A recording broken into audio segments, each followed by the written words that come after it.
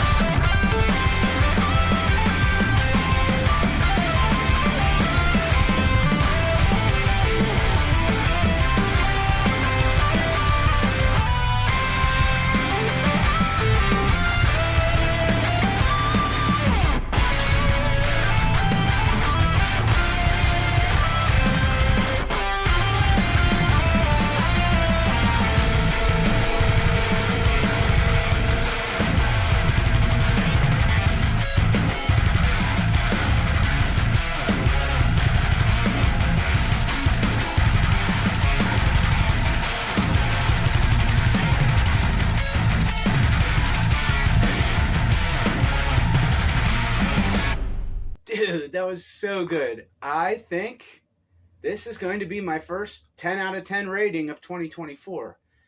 This was incredible, man. It was techy and shreddy when it needed to be. It focused more on the feel and the vibe when it needed to. The songwriting was perfect.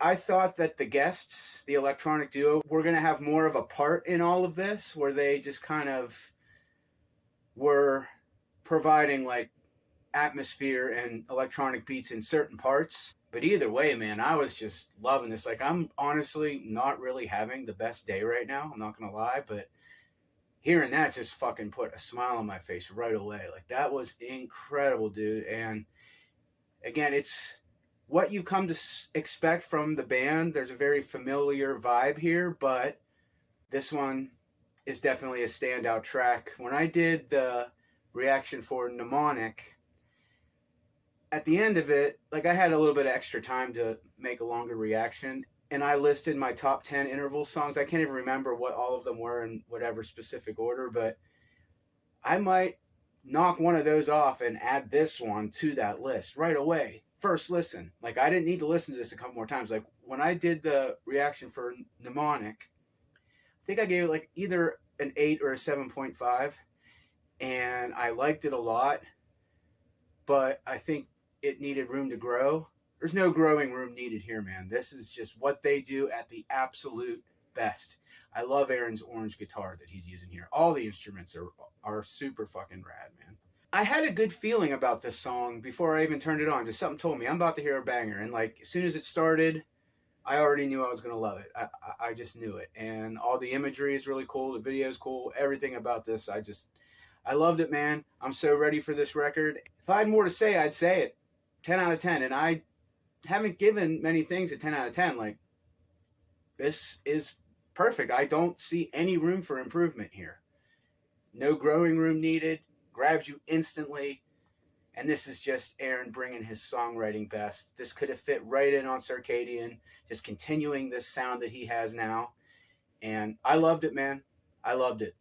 Perfect 10. That's all I got to say about this one. Until next time, thanks for watching.